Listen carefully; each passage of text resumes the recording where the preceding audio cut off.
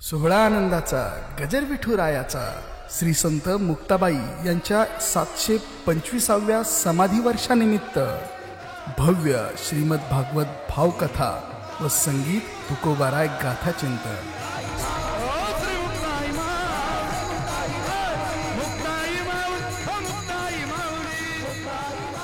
स्थळ श्री संत मुक्ताबाई अंतर्धान, श्री क्षेत्र कोथळी, मुक्ताईनगर।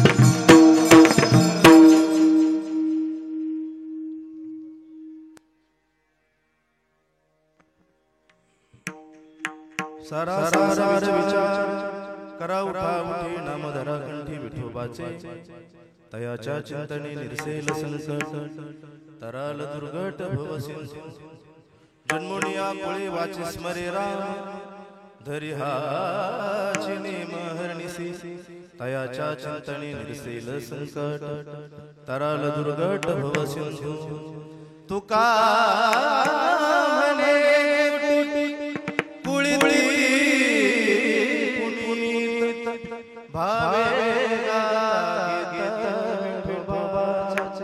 तयाच्या निर्सेल संकट, तराल दुर्घट भव सिंधू। विठ्ठल विठ्ठल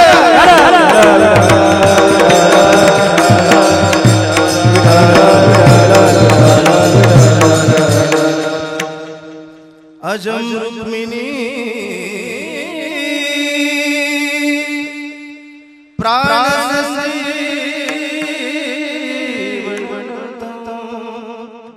परम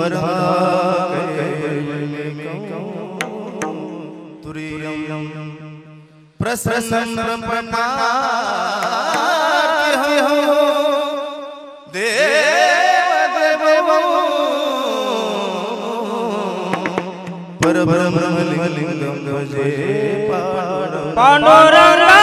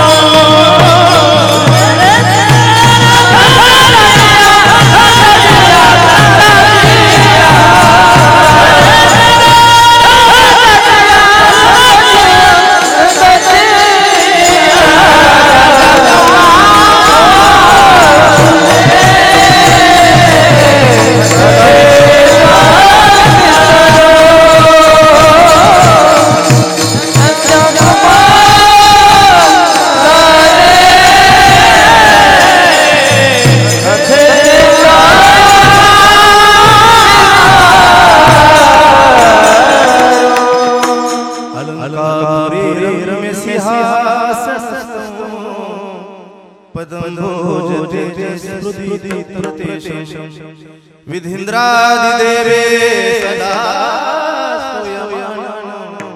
समाधिस्थ मूर्तिं भजे ज्ञानदेव ओम नमो ज्ञानेश्वराय ओम नमो ज्ञानेश्वराय ओम नमो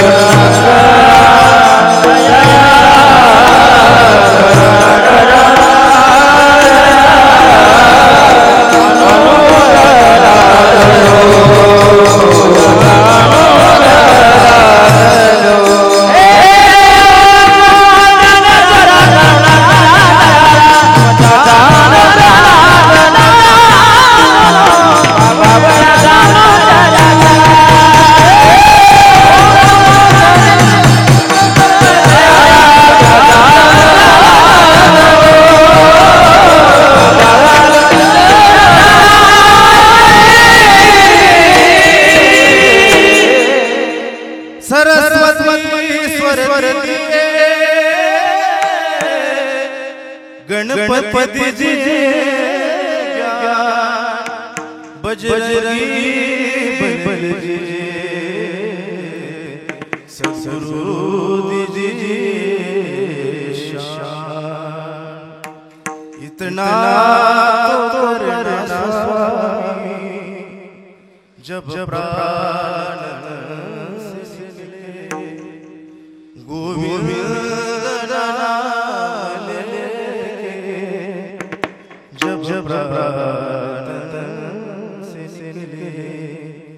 श्री गंगा जी का तट हो जमुना का बनपट हो मेरा सावरा निकट हो जब प्राण से निकले जन जन गावे त्यासी नसावे मुक्ता बाई त्रिभुवन पावनी मुक्ता बाई त्रिभुवन पावनी मुक्ता बाई मुक्ता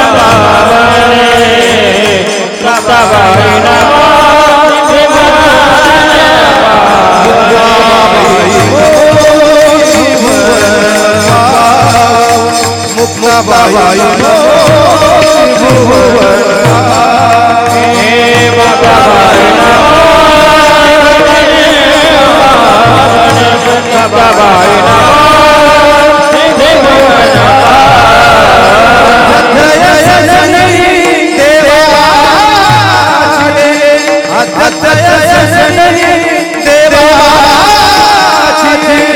मुक्ता बाई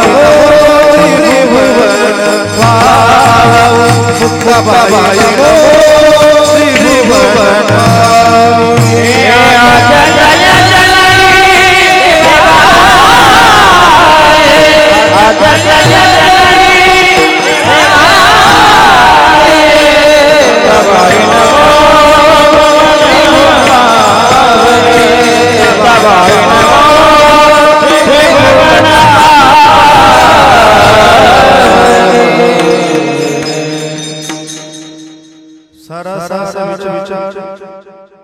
करा उठा उठी नामधरा कंठी विठोबाचे तयाच्या चिंतने निर्सेल संकट तरल दुर्गट भव सिंधू प्रस्तुत प्राप्त सेवेकरिता निवडलेला अभंग महाराष्ट्रातील सुप्रसिद्ध संत जगद्गुरु जगद्वंदनीय श्री संत तुकाराम महाराज यांचा 4 चरणाचा अभंग असून नामाचं महात्म्य प्रतिपादित करणारा अभंग सेवेसाठी निवडला विठ्ठल विठ्ठल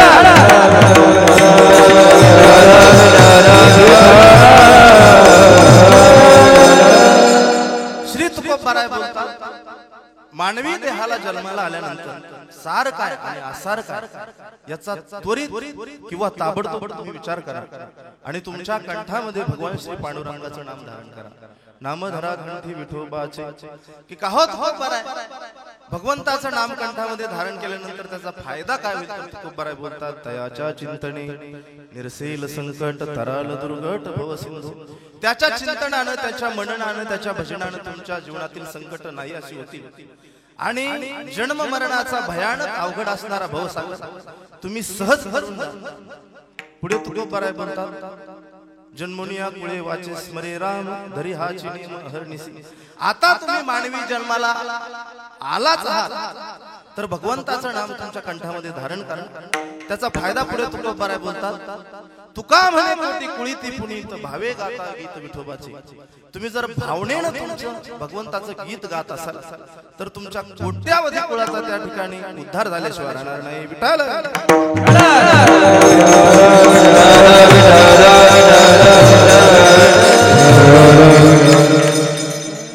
सेवेला प्रारंभ करण्यापूर्वी थोडासा परिहार द्यायचा तो म्हणजे असा. श्री संत आई साहेबांच्या 725व्या समाधी वर्षानिमित्त या ठिकाणी या सप्ताहाचं भव्य दिव्य नियोजन आयोजन या ठिकाणी केले गेलेलं आहे. खर तर आता कुठेतरी या सप्ताहाला प्रारंभ झाला आहे. अजून वर्षभर हा सप्ताह चालू राहणार आहे असं मला तरी वाटतं. खर तर मी स्वतःला आज एवढा भाग्यवान त्या ठिकाणी समजेल. मला तरी वाटतं बाबा मी आजपर्यंत केलेलं पुण्य आणि त्या पुण्याची फलश्रुती म्हणजे आजची कीर्तन रूपी सेवा. विठ्ठल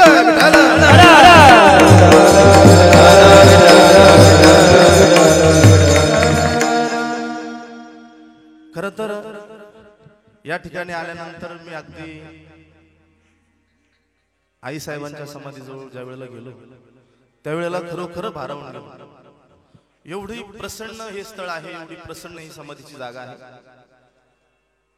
खर तर आपण सर्वजण या ठिकाणी स्वतः भाग्यवान आहात. कारण आम्ही तर खूप लांबून या ठिकाणी आलोय परंतु तुम्ही स्वतः भाग्यवान आहात. त्याचं कारण एक आहे तुम्ही रोज आई साहेबांच्या समाधीजवळ या ठिकाणी राहता. तुम्हाला हा सहवास लाभतो म्हणून तुम्ही भाग्यवान आहात. खर तर इथपर्यंत येण्याचा योग ज्यांच्यामुळे आला ते महाराष्ट्रातील सुप्रसिद्ध कीर्तनकार ज्यांच्या मुखारविंदातून आपण श्रीमद भागवत कथा भाव सुंदर प्रकारे ऐकताय. खरंच मला तरी वाटतंय ज्यांचं मन अगदी विशाल आहे ते विशाल महाराज आणि ते विशाल असं अंतःकरण करून माझ्या कीर्तनामध्ये उभे आहे. म्हणून महाराजांच्याही चरणी मी शतशः या ठिकाणी प्रणाम करतो. त्याचप्रमाणे माझ्या बरोबर आलेले महाराष्ट्रातील सुप्रसिद्ध गायक श्री हरिभक्त पारायण कृष्णा महाराज मोरे असतील. त्याचप्रमाणे परिचित अपरिचित आणि या ठिकाणी वयाने ज्ञानाने मानाने सगळ्या बाजूने मोठे असणारे आमचे श्री हरिभक्त पारायण हरणे बाबा यांच्याही चरणी आणि परिचित अपरिचित सर्व ज्येष्ठ गुरुबंधूंच्या चरणी मी या ठिकाणी दंडवत करतो. आणि ज्यांच्याकडे गेली अनेक वर्षापासून ही सेवा आहे ते श्री हरिभक्त पारायण या संस्थांचे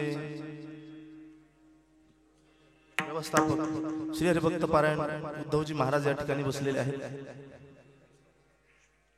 आणि नवीन मंदिराचे व्यवस्थापक विनायक बाबा हे या ठिकाणी बसलेले आहेत. तुम्हा सर्वांच्या चरणी मी या ठिकाणी साष्टांग प्रणिपात करतो.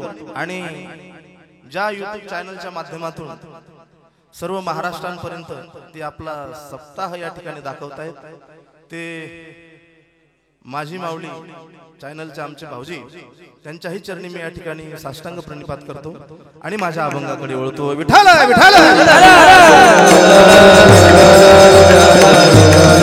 पुंडलिका वरद हरी विठ्ठल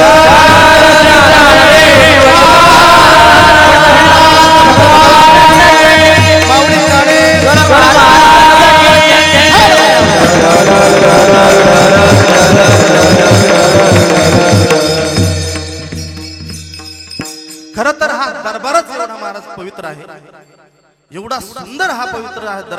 आहे. या दरबारासाठी मी एक वाक्य या ठिकाणी बोलतो.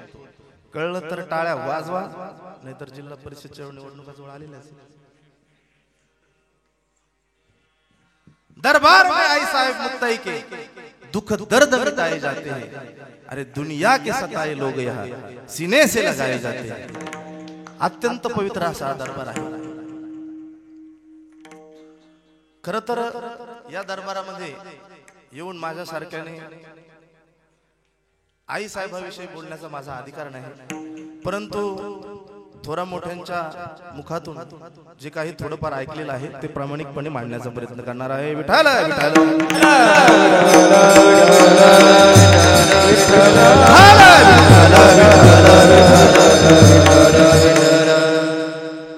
महाराज बोलतायत. सारासार विचार करा उठा उठी, नाम धरा कंठी विठोबाचे. ज्याप्रमाणे हा अभंग नामपर आहे त्याचप्रमाणे हा अभंग उपदेशपर देखील आहे. उपदेश तुकोबाराय करतायत. मुद्दा क्रमांक 1, उपदेश कोण करतायत तर उपदेश तुकोबाराय करतायत. काय उपदेश करतायत तर सारासार विचार करा उठा उठी, नाम धरा कंठी विठोबाचे. उपदेश कोणाला करतायत तर उपदेश मानवी जीवनाला करतायत. मुद्दा नंबर 2. आणि उपदेश कशासाठी करतायत तर तुमचा आमचा उद्धार व्हावा म्हणून उपदेश करतायत. विठाल विठाल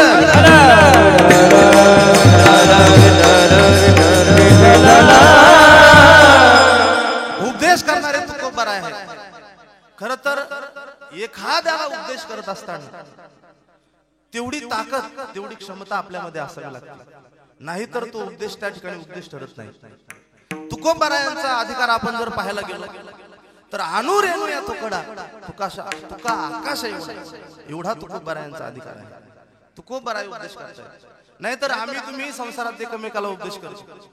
परवा माझ्या एका मित्राने मला सांगितलं, अरे रोज सकाळी उठत जा, व्यायाम करत जा, त्याने शरीर चांगलं असतं म्हणे, त्याने रोगराई येत नाही, चेहरा तेज दिसतो, माणसाला आळस येत नाही, सगळ्या बाजूनी माणूस तंदुरुस्त असतो. मी त्याचं ऐकलंय आणि त्याला विचारलं, म्हणलं तू किती दिवसापासून पळतो? तो म्हणे नाही मी उद्यापासून पळणार आहे. विठाल विठाल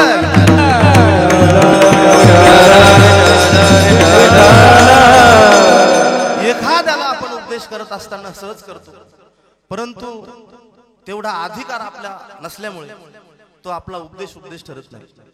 परंतु तुकोबारायांच्या बाबतीत जर आपण विचार करायला गेलो तर तुकोबाराय दुसऱ्याला उपदेश करत असताना स्वतः त्या गोष्टी ते त्यांच्या जीवनामध्ये आचरण करत असतात. तुकोबाराय बोलतात, सारासार विचार करा उठा उठी, नामधरा कंठी विठोबाचे. तुम्ही तुमच्या कंठामध्ये भगवंताचं नामधारण करा.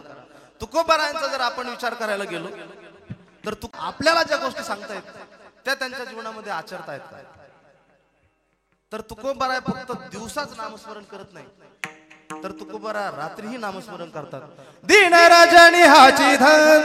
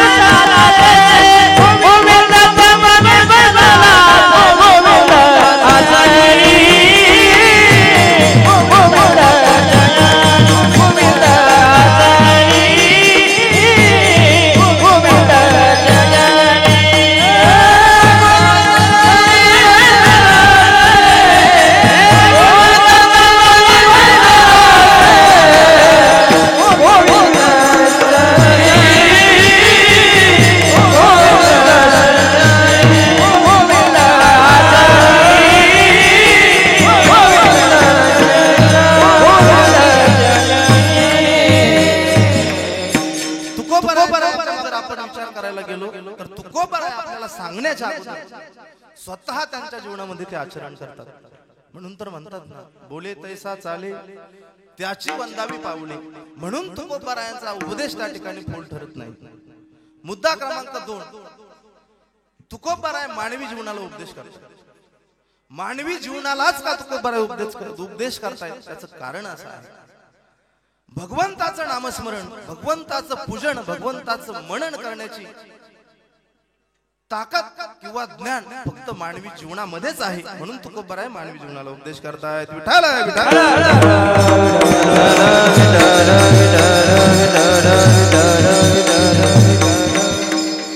भोगाचा जर आपण विचार करायला गेलो तर भोग हा पशु पक्ष्यांमध्येही आहे, प्रत्येक योनीमध्ये आहे.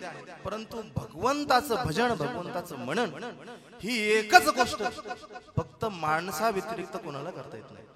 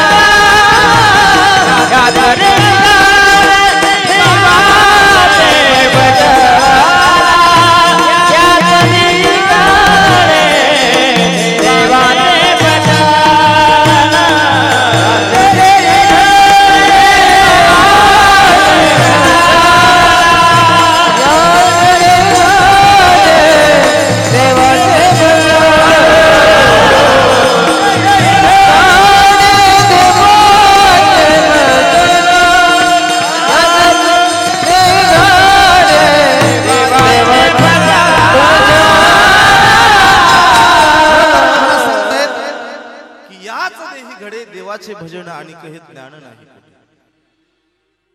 आपण निरीक्षण करत असताना, या निसर्गाचं निरीक्षण करत असताना आपल्याला एक गोष्ट त्या ठिकाणी प्रामुख्याने शिकायला पाहायला मिळते. माणसंही या पृथ्वी तलावर भरपूर आहेत आणि प्राणीही या पृथ्वी तलावर भरपूर आहेत. परंतु तुम्ही तुमच्या जीवनामध्ये कधी असं पाहिलं का की बो एखादी म्हैस भजन करायला लागली? तुम्ही असं पाहिलं का? किंवा एखादा बैल भजन करायला लागला, तुम्ही असं पाहिलं? बैल भजन करतात का? बोला. तुम्ही बोलले तर कीर्तन सुटलं, नाही तर तांबडं. तुम्ही कधी पाहिलं का की एखाद्या बैलाला भजन करताना? बैल भजन करत म्हशी भजन करत आता करा विठ्ठल विठ्ठल.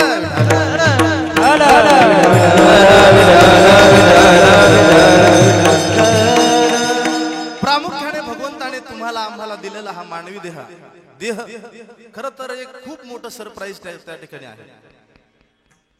आणि हा मानवी देह आपल्याला त्या ठिकाणी एवढा सहजासहजी भेटलेला नाही. तुकोबाराय तर एका ठिकाणी बोलतात की ज्याप्रमाणे एखाद्या आंधळ्याच्या हातात कावळा सापडावा, त्याप्रमाणे हा नरदेह आपल्याला भेटलेला आहे.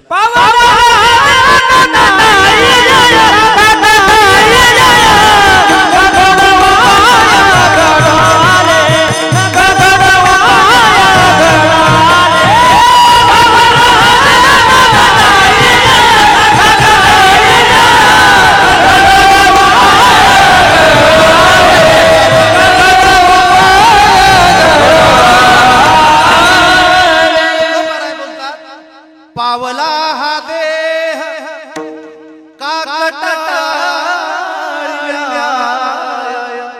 न घडो पाय घडो ज्या आंधळ्याच्या हातात कावळा सापडावा त्याप्रमाणे तुम्हाला आम्हाला भगवंताने दिलेला हा देह आणि नामस्मरण चिंतन करण्याचं ज्ञान फक्त याच देहामध्ये आहे.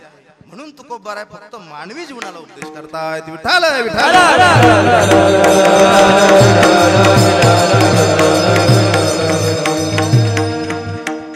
आणि मानवी जीवनालाच त्या ठिकाणी का उपदेश करतायत तर त्या ठिकाणी संत महात्म्यांना आपल्याविषयी अत्यंत कळवळ आहे, अत्यंत दया आहे. आणि मला तर म्हणावं असं वाटतंय या ठिकाणी तुमच्या आमच्या उद्धारासाठीच संत या ठिकाणी आलेले आहेत. म्हणून तुकोबाराय फक्त मानवी जीवनाला उपदेश करतायत. विठ्ठल विठ्ठल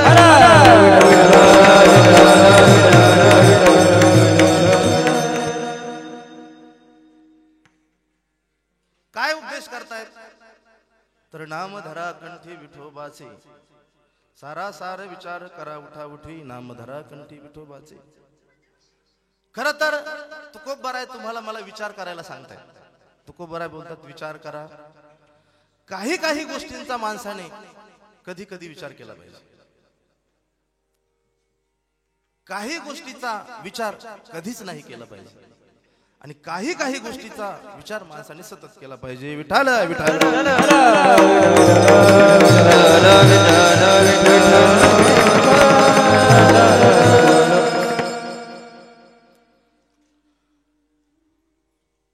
काही गोष्टींचा माणसाने विचारच नाही केला पाहिजे. कोणाचं भांडण लावण्याचा विचार माणसाने कधीच करू नये. पाप करण्याचा विचार माणसाने कधीच करू नये. एखाद्याला दुःख देण्याचा विचार माणसाने कधीच करू नये. मुद्दा नंबर 2, काही काही गोष्टीचा विचार माणसाने कधी कधी करावा. उदाहरणार्थ लग्न करण्याचा विचार माणसाने कधी कधी करावा.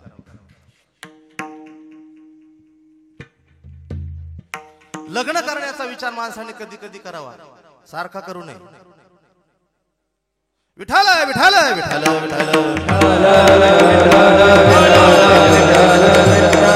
कुंडलिकावर हरी विठ्ठल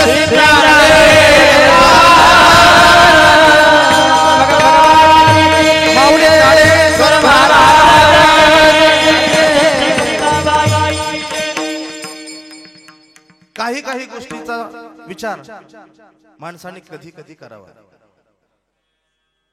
उदाहरण द्यायचं जर ठरलं तर लग्न करण्याचा विचार माणसाने कधी कधी करावा, परंतु दुसरी करण्याचा विचार करू नये. आणि केला तर काय होतं? एका पुरुषा दोघी नारी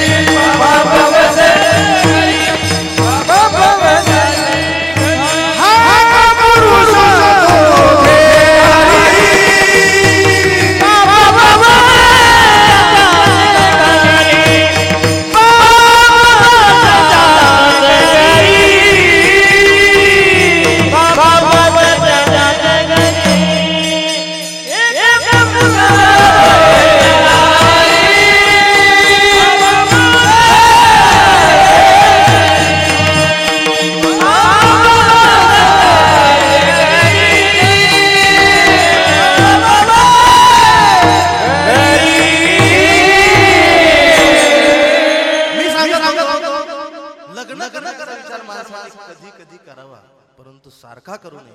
आणि सारखा जर तुम्ही केला तरी एका पुरुषा दोघे नारी रे पावसे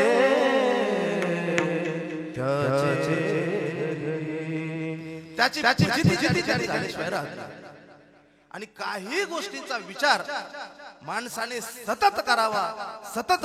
तो विचार कोणता? तर अभंगाचं प्रथम चरण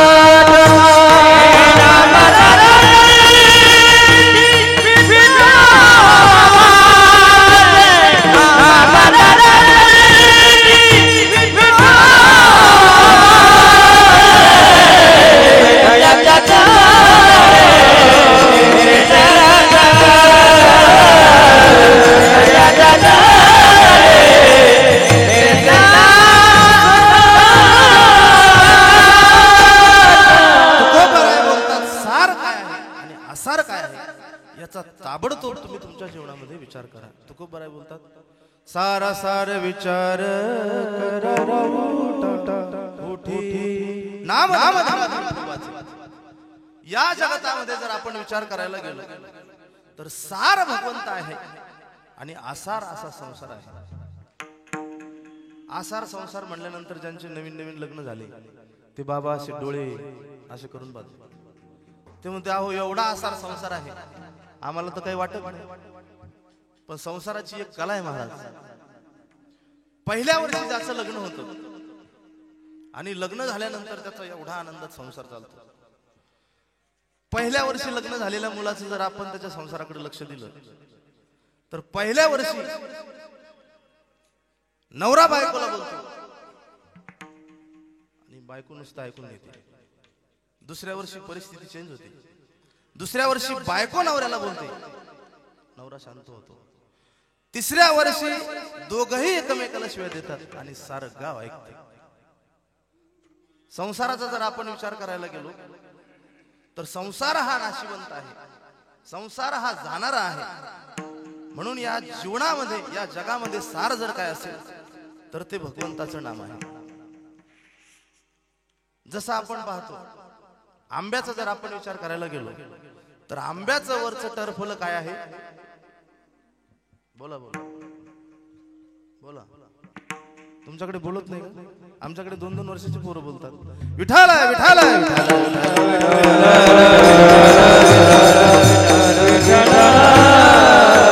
आपण जर अभ्यास केला तर आंब्याचं वरचं टरफल आसार आहे. कोय काय आहे? कोय काय आहे? बोला बोला. कोय काय आहे? जे अचूक उत्तर देईल त्याला मिळेल माझ्याकडून चांदीचं नाणं. म्हणून प्रत्येकाने मोठ्याने आवाज द्यायचा. आसार काय आहे? कोय काय आहे? आणि त्यामधला रस सार. खारीक काय आहे? खारकेचं वरचं टरफल काय आहे? आतला गाभा काय आहे? गोडंबी काय आहे? पेढा काय आहे? पेढ्याचं टरफल टरफल नसतं. विठाला विठाला.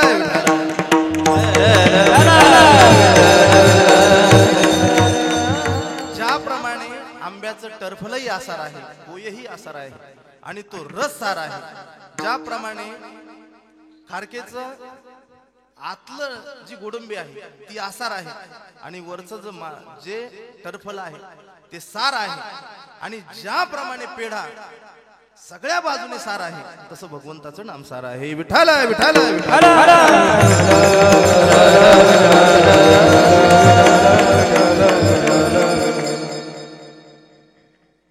मग तुकोबराय बोलतात, सारा सार विचार करा उठा उठी. तुकोबराय बोलतात सार काय आहे आणि आसार काय आहे याचा विचार तुम्ही ताबडतोब करा. म्हणजे उठा उठी म्हणजे वेगाने करा. त्याचं उठा उठी करण्याचं कारण जर काय असेल तर तुम्हाला आम्हाला भगवंताने जो दिलेला देह आहे तो नाशिवंत आहे. नाशिवंत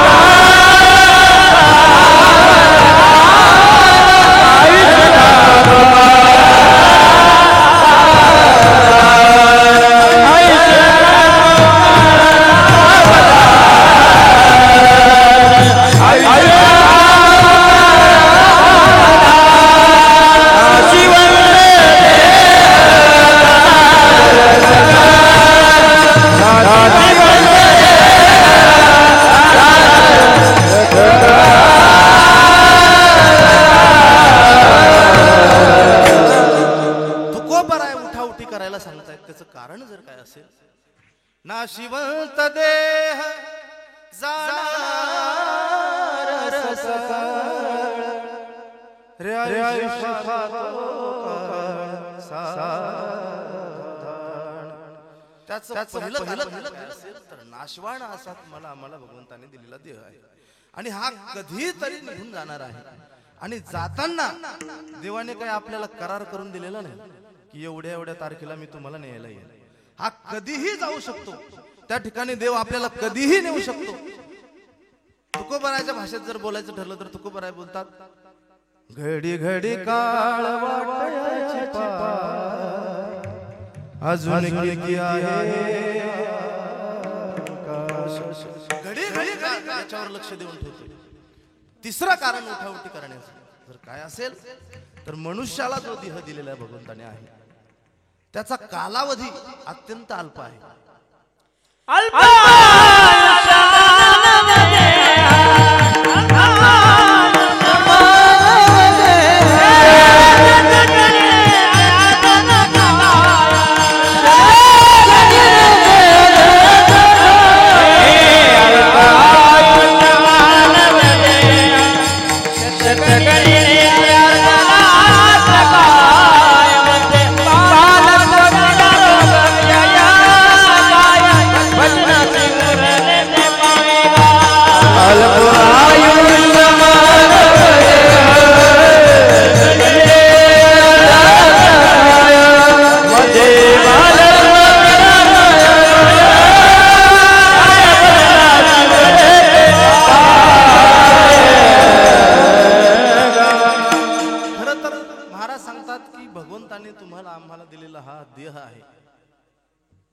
हा 100 वर्षाचा त्या ठिकाणी दिलेला आहे.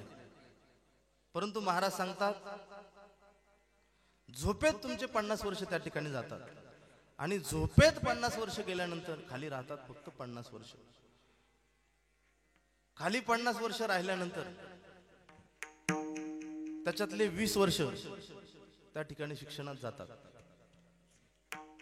10 वर्ष जर असला वारकरी तर त्याचं लग्न लवकर होतं, नाही तर 10 वर्ष बरेच पोरांचे पोरी पाण्यातच दिवस जातात. 10 वर्ष त्या ठिकाणी मुलासाठी जातात आणि 10 वर्ष त्या ठिकाणी संसारासाठी जातात. खाली काय राहत. मग तोच म्हणतो, ए दिन गेले भजना सारे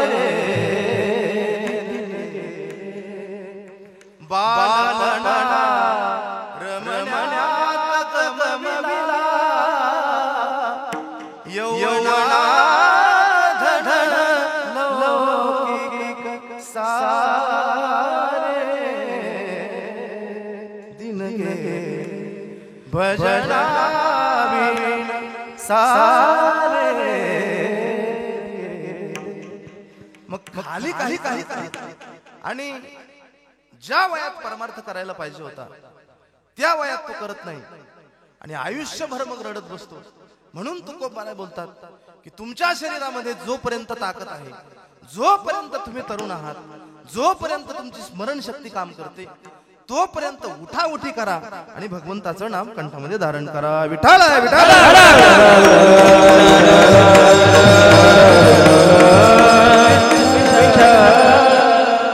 त्यावेळेला काही साधकांनी तुकोबारायांना प्रश्न केला की हो तुकोबाराय, तुम्ही बोलले सारा विचार करा, कंठामध्ये भगवंताचं नाम धारण करा, परंतु हा सर्व खटाटोप केल्यानंतर आम्हाला काय मिळेल?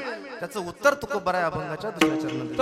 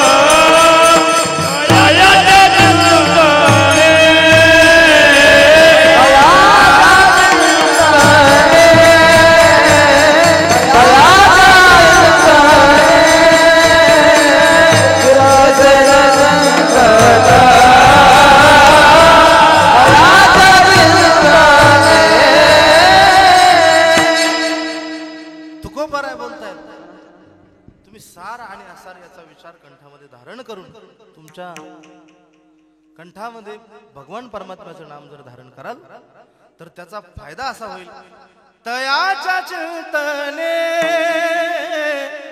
निरसेल संकट,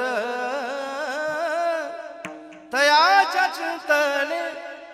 चिंतन जगामध्ये एक अशी ताकद आहे, जसं चिंतन तुम्ही करत असता तसं तुमचं शरीर त्या ठिकाणी काम करत असतं. शास्त्र सांगतं, चिंतने चिंतने तद्रूपता. जसं चिंतन तुमच्या दैनंदिन कामामध्ये तुम्ही करत असता तसंच तुमचं शरीर त्या ठिकाणी तुम्हाला साथ देत असतं. एक आजीबाई आहे बघा, उदाहरण सांगायचं जर तुम्हाला ठरलं तर एक आजीबाई आहे, वयाचे 50-55 वर्ष त्यांचे ओलांडून गेलेले आहेत, तरी त्यांना मुलगा नाही. आणि रोज त्या चिंतन करायच्या, आपल्याला एक मुलगा पाहिजे, आपल्याला एक मुलगा पाहिजे, आपल्याला एक मुलगा पाहिजे. सगळ्यात मोठं स्त्री शक्तीचं त्या ठिकाणी दुःख जर काय असेल तर तिच्या जीवनामध्ये तिच्या पदरी पडलेलं त्या ठिकाणी विना मुलाचं राहणं हे तिच्या जीवनातील सर्वात मोठं दुःख आहे.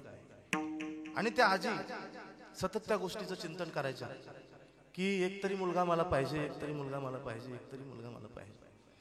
असं चिंतन करत असताना उन्हाळ्याचे दिवस आहेत, आजी आणि आजोबा आता 60 वर्षाचे म्हणल्यावर आपण त्यांना आजी आजोबा म्हणतो.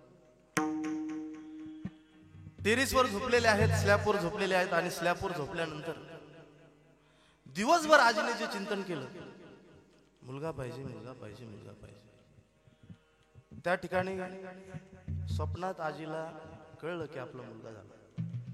आणि मुलगा झाल्यानंतर आईने तो मुलगा झोपू देखील बाजाच्या मध्ये घातला, दोन्ही बाजूला आजी आणि आजोबा. तो झोपल्यानंतर त्या आजी सारखं त्या आजोबाला म्हणायच्या, अहो थोडं पलीकड सरकाना, अहो थोडं पलीकड सरकाना, थोडं पलीकड सरकाना. पण बाबा गाढ झोपलेले, बाबा काही हलत नव्हते. परंतु आजीला वाटलं मुलाला तकलीफ होईल, आपणच सरकावं. आजी जशा सरकल्यावरून तशा खाली पडल्या. आणि खाली पडल्यानंतर एक विचार आजीच्या मनामध्ये आला, मुलाचं चिंतन जर आपलं पाय मोडू शकतं तर भगवंताचं चिंतन केल्यानंतर भगवंत का आपल्याला भेटणार नाही. विठ्ठल विठ्ठल.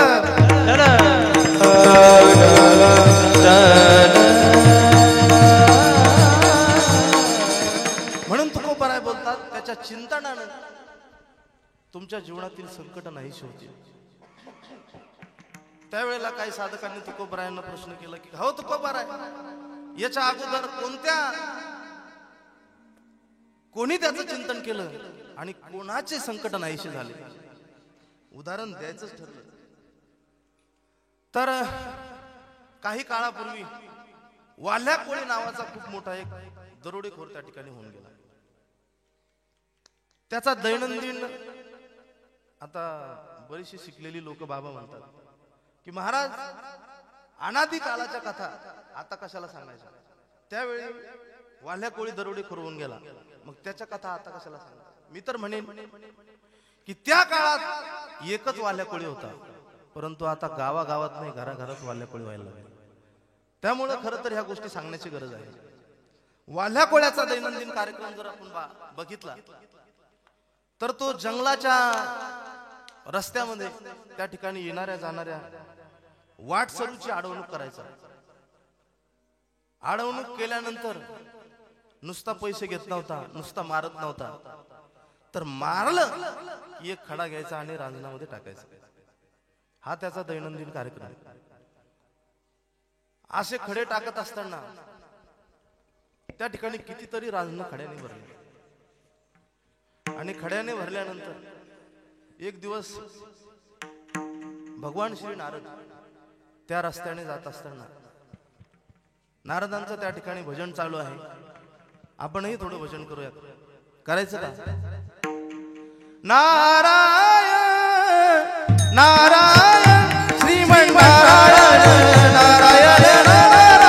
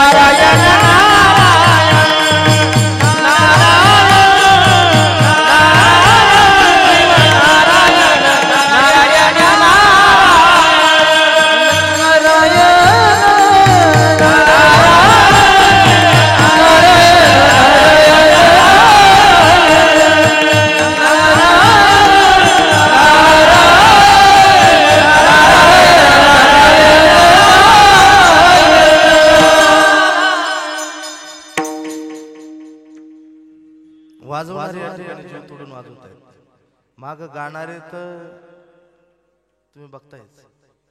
महाराज एवढा एवढा जीव आहे पण टाळकरी मंडळी त्या ठिकाणी जीव तोडून गात आहेत, परंतु तुमच्या बिंबीला मात्र अजून धक्का नाही आहे का? प्रामाणिकपणे सांगा. एकदा मी नारायण नारायण म्हणेल, पुरुष मंडळी एकदा म्हणेल आणि त्यानंतर महिला मंडळी म्हणेल. कळू द्या साऱ्या महाराष्ट्राला मुक्ताईनगर आणि कोथळीचा आवाज काय आहे. आता माऊली युट्यूबच्या चॅनलच्या माध्यमातून हजारो लोक त्या ठिकाणी हे कीर्तन ऐकतायत. म्हणून पुरुष मंडळींना माझी विनंती आहे, आपल्या पक्षाची बदनामी होऊ देऊ नका. जोरात नारायण नारायण म्हणताय ना सगळे? नारायण नारायण श्रीमन्नारायण नारायण नारायण. बोला बोला.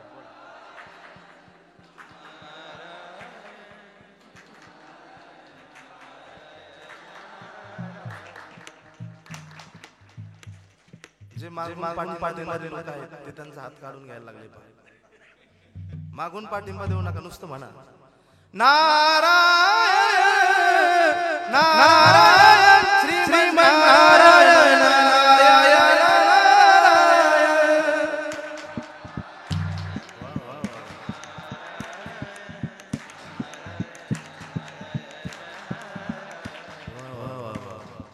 आता तुमचा आवाज ऐकला, आता आमच्या महिला मंडळी पाहिजे.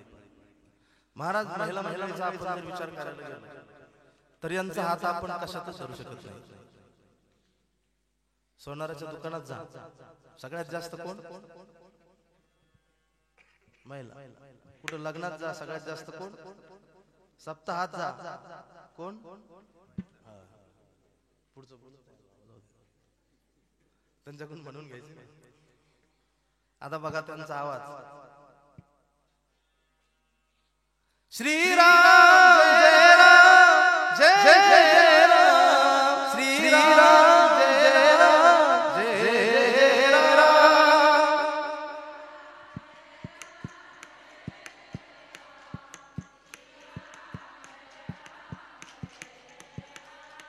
श्रीराम जय राम जय जय राम श्रीराम जय राम जय राम. वाह वाह वाह.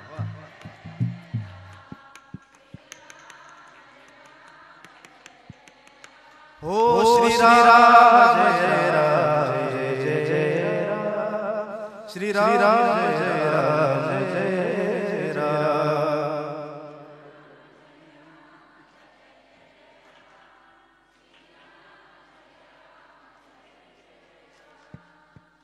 प्रामाणिकपणे सांगा, आवाज कोणाचा जास्त आला सांगा.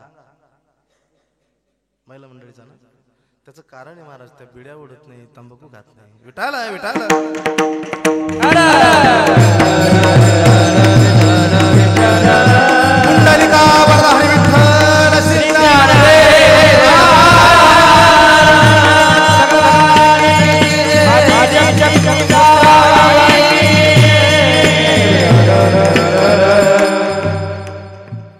नारायण नारायण श्रीमन्नारायण नारायण नारायण नारायण वाल्या कोळ्याशी आणि श्री नारदांची भेट झाली.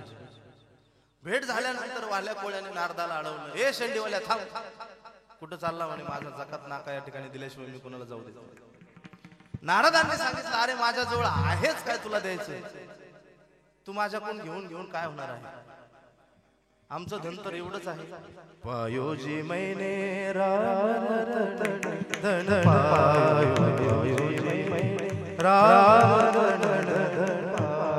अरे अरे अरे एवढंच धन आहे टाळ आणि चिपळ्या. हे जर तुला घेऊन टाकायचं असेल तर घेऊन टाक. परंतु नारदाने वाल्या कोळ्याने सांगितलं, मी फक्त टाळ आणि चिपळ्याच नाही घेत, तर मी त्याच्या बरोबर जीव पण घेतो. असं केल्यानंतर नारदांनी वाल्या कोळ्याला त्याचा परिचय विचारला. त्याने सांगितलं, तुम्ही मला माझा परिचय विचारू नका, तुमचा परिचय काय आहे सांगा. नारदांनी सांगितलं, मी नारद, देवदूत आहे. त्यावेळेला नारदांनी वाल्या कोळ्याला सांगितलं, का रे वाल्या कोळ्या, लोकांना अडवतो, लोकांची लूट करतो, लोकांना मारून टाकतो, एवढं किती पाप करतोस रे, पुढे भोगशील हे पाप. ते ऐकल्यानंतर वाल्या कोळी म्हणाला, मी कुठेही भोगीन, पण मी तुम्हाला या ठिकाणी जाऊ देणार नाही. त्यावेळेला नारदांनी त्याला छान उपदेश केला आणि सांगितलं, का रे जे हे पाप करतोय ते कोणासाठी करतोय. त्याने सांगितलं, मी माझ्या मुलाबाळासाठी करतोय. त्यावेळेला नारदांनी सांगितलं की उद्या तू जेव्हा मरशील त्यावेळेला तुझ्या पापामध्ये हे तुझं सर्व कुटुंब भागीदारी होईल का. त्यावेळेला त्यांनी वाल्या कोळ्याने सांगितलं, हो निश्चित होईल. आणि निश्चित होईल म्हणल्यानंतर नारदांनी सांगितलं, जा ये तुझ्या बायकोला आणि तुझ्या मुलांना विचारून की मी जे हे पाप करतोय या पापामध्ये तुम्ही सर्वजण भागीदार आहात का. त्यावेळेला वाल्या कोळ्याने सांगितलं, वा वा वा वा नारद, तुम्हाला पळून जाण्याचा मार्ग तुम्ही काढताय का, मला घरी पाठवून. त्यावेळेला नारदांनी सांगितलं, तुला माझ्यावर विश्वास नसेल तर तुम्हाला बांधून टाक. त्या ठिकाणी वाल्या कोळ्याने नारदाला त्या ठिकाणी एका झाडाला बांधून टाकला आणि घरी गेला. घरी गेल्यानंतर सर्वप्रथम नारदान वाल्या कोळ्याने त्याच्या पत्नीला विचारलं, का रे आतापर्यंत जो मी खटाटोप करतोय, चोऱ्या करतोय, लोकांना मारतोय, त्यामध्ये तू भागीदार आहेस. तेव्हा त्याच्या पत्नीनं वाल्या कोळ्याला सांगितलं की तुम्ही आम्हाला खायला घालता, आम्हाला चांगले कपडे घेता, आम्हाला आईश आरामात ठेवता, हे तुमचं कर्तव्य आहे, यामध्ये तुम्ही काही नवीन करत नाही. मग विषय राहिला तुम्ही चोरून आणता का कोणाला मारून आणता, जर ते तुम्ही करत असाल तर ते तुम्ही भोगा. पहिला झटका नारदाला बसला. असे कितीतरी नारद, असे कितीतरी वाले ते आमच्या आई भगिनीने नीट केले, नाहीतर ते काही ताळ्यावर येत नव्हते. त्यानंतर त्यांच्या आई वडिलांना वाल्या कोळ्याने विचारलं की हे आई, मी जे हे पाप करतो याच्यामध्ये तुम्ही भागीदार आहात का. त्यावेळेला त्यांच्या आईनं सांगितलं, अरे बाळा, तू आजपर्यंत जे पाप केलंय आणि शेवटी आता आमचं मरण्याचं वय आहे, आता तरी तुझ्या पापात आम्हाला कशाला ओढतो. मुलांना विचारलं, मुलांनीही त्या ठिकाणी नकार दिला की बाबा तुम्ही जे करताय ते तुम्हीच भरा, त्यामध्ये आम्ही भागीदार नाही. वाल्या कोळी परत नारदांकडे येतो आणि नारदांकडे आल्यानंतर जे काही त्यांनी त्याच्या जीवनामध्ये पाप केलं त्याचा पश्चाताप त्या ठिकाणी व्यक्त करतो. आणि पश्चाताप केल्यानंतर नारद त्याला सुंदर असा मंत्र त्या ठिकाणी देतात. हात ठेवीला मस्तकी त्याच्या डोक्यावर त्या ठिकाणी हात ठेवतात आणि त्याला मंत्र देतात. आणि त्या मंत्राची शक्ती एवढी आगाध होती की हजारो पाप केलेला वाल्या कोळी, हजारो लोकांना मारलेला वाल्या कोळी, त्याची महती त्या ठिकाणी एवढी होती की महाराज सांगतात, वाल्या कोळी महाचारी, वाल्या कोळी महाचारी, वाल्या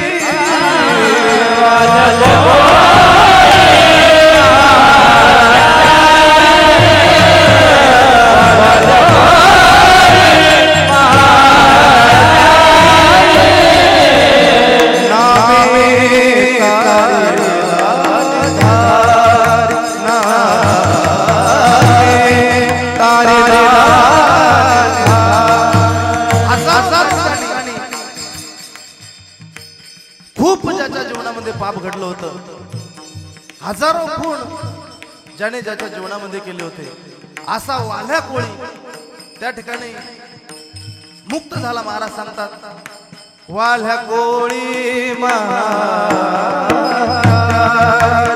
असा वाल्या कोळी फक्त एका नामामुळे त्याच्या जीवनामध्ये तो जीवन मुक्त होतात. महाराज सांगतात, नामे तारेला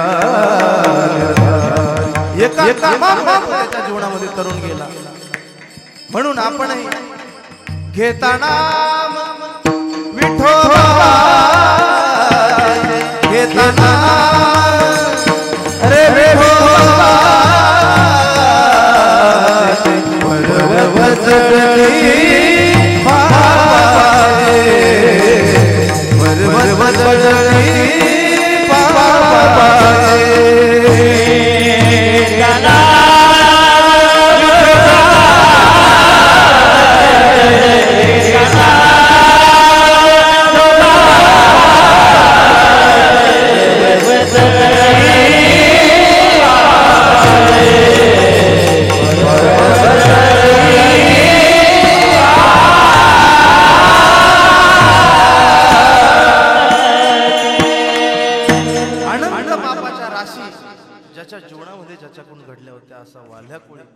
त्या ठिकाणी केवळ एका नामाने त्या ठिकाणी तरुण गेला. तुम्ही आम्ही का त्या ठिकाणी महाराज जाणार नाहीत? आपण तर वाल्य कोळे एवढं पाप आपल्या जीवनामध्ये केलेलं नसेल. म्हणून एके ठिकाणी संत कबीरदासजी सांगतात, नाम जपते चलो, नाम जपते चलो, कृष्ण गोविंद गोपाल गाते चलो, कृष्ण गोविंद गोपाल गाते चलो. रे कभी कृष्ण दर्शन दे, कभी ना कभी ऐसा विश्वास में जपाते चलो, कृष्ण गोविंद गोपाल गाते चलो.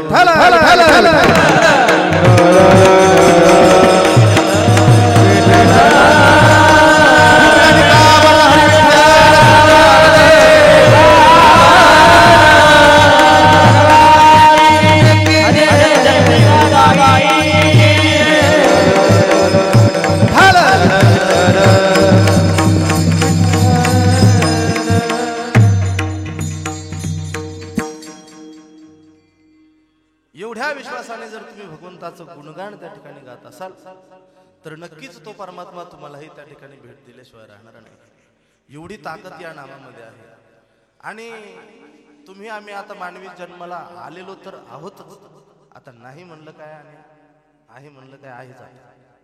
म्हणून तुकोबाराय बोलतात, तुम्हाला आम्हाला आता हा देह भेटलेलाच आहे. म्हणून ह्या देहाला प्राप्त झाल्यानंतर तुम्ही भगवंताचं नामस्मरण करा. हे महाराज तिसऱ्या चरणात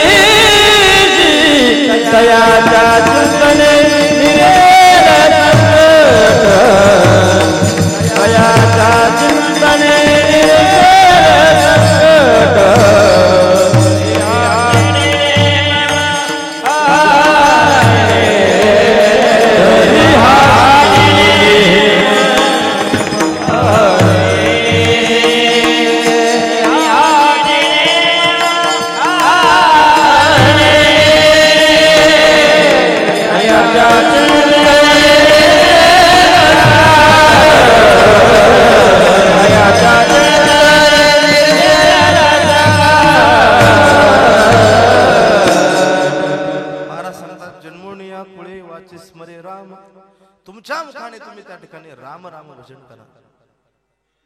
आणि धरी हाची नियम हरणीसी म्हणजे सातत्याने तुम्ही या नियमाचं पालन करा. आणि तुमच्या जीवनामध्ये एखादी गोष्ट जर तुम्ही सातत्याने करत असाल तर त्याचा फायदा महाराज चौथ्या चरणात सांगतात. तुका मने कोटे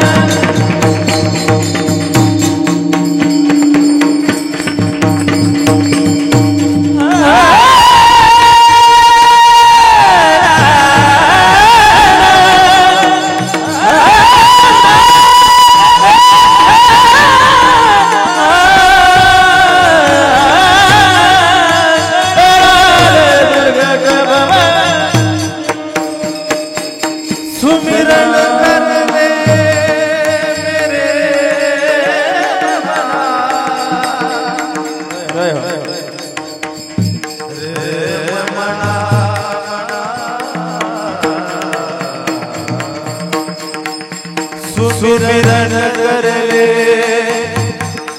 मेरे मना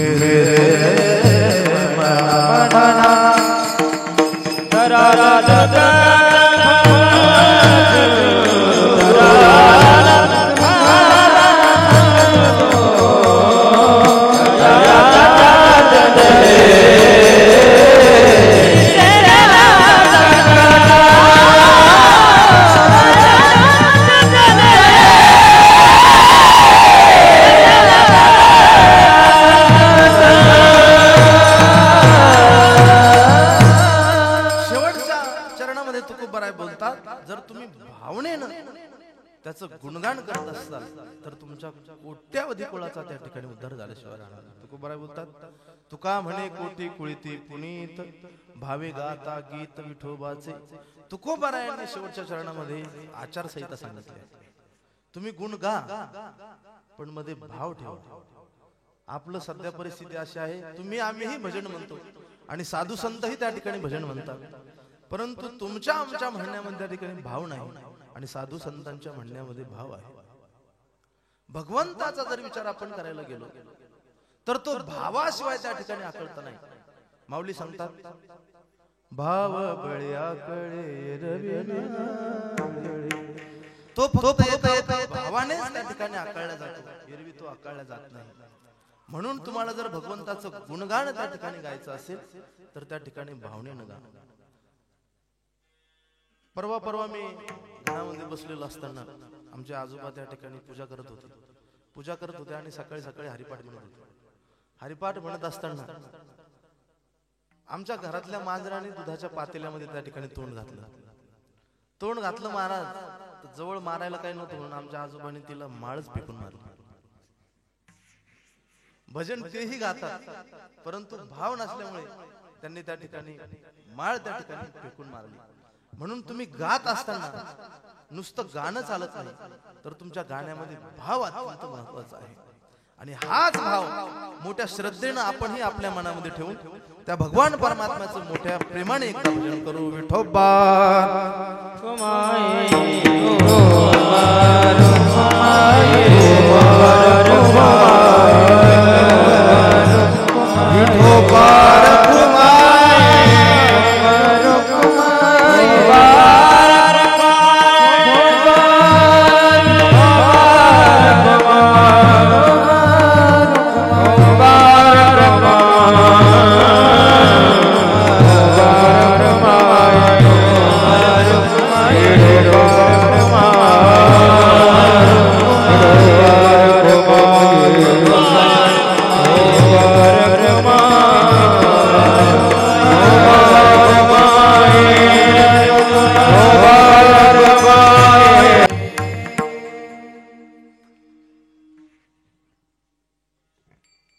तुका म्हणे कोटी कुळीती पुनीत भावे गाता गीत विठोबाचे. तयाच्या चिंतने निर्सेल संकट तराळ दुर्गट भव सिंधू. या माझ्या मतीप्रमाणे मी थोडाफार बोलण्याचा त्या ठिकाणी प्रमाणितपणे प्रयत्न या ठिकाणी केलेला आहे. खरं तर माझ्यापेक्षा वयाने, ज्ञानाने, मानाने, अधिकाराने उभी असलेली आणि बसलेली सर्व मंडळी या ठिकाणी आहेत. हरणे बाबा आहेत, आपले विनायक बाबा या ठिकाणी आहेत. माझ्या मागे खरं तर माझा अधिकार नसताना या ठिकाणी महाराष्ट्रातील नामांकित कीर्तनकार श्री हरिभक्त विशाल महाराज या ठिकाणी आहेत. सर्वांच्या चरणी मी या ठिकाणी नतमस्तक होतो आणि जितनी मेहरबानी आपने दी, जितनी मेहरबानी आपने दी उतनी मेरी औकात नहीं, ये तो कृपा है श्री ज्ञानेश्वर महाराज की, वरना मुझ में ऐसी कोई बात नहीं. ज्ञानेश्वर माऊली ज्ञानराज माऊली, जय ज्ञानेश्वर हरि माऊली, ज्ञानेश्वर माऊली ज्ञानराज माऊली, जय ज्ञानेश्वर माऊली ज्ञानराज माऊली, ज्ञानेश्वर माऊली ज्ञानराज माऊली, जय ज्ञानेश्वर माऊली.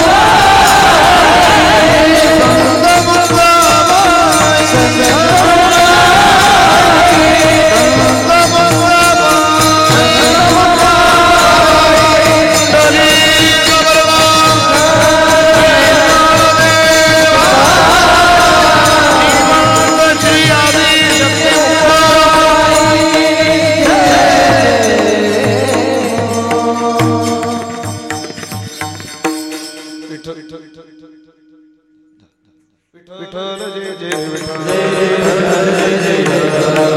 सोहळा आनंदाचा गजर विठुरायाचा श्री संत मुक्ताबाई यांच्या 725व्या समाधी वर्षानिमित्त भव्य श्रीमद भागवत भावकथा व संगीत तुकोबाराय गाथा चिंतन.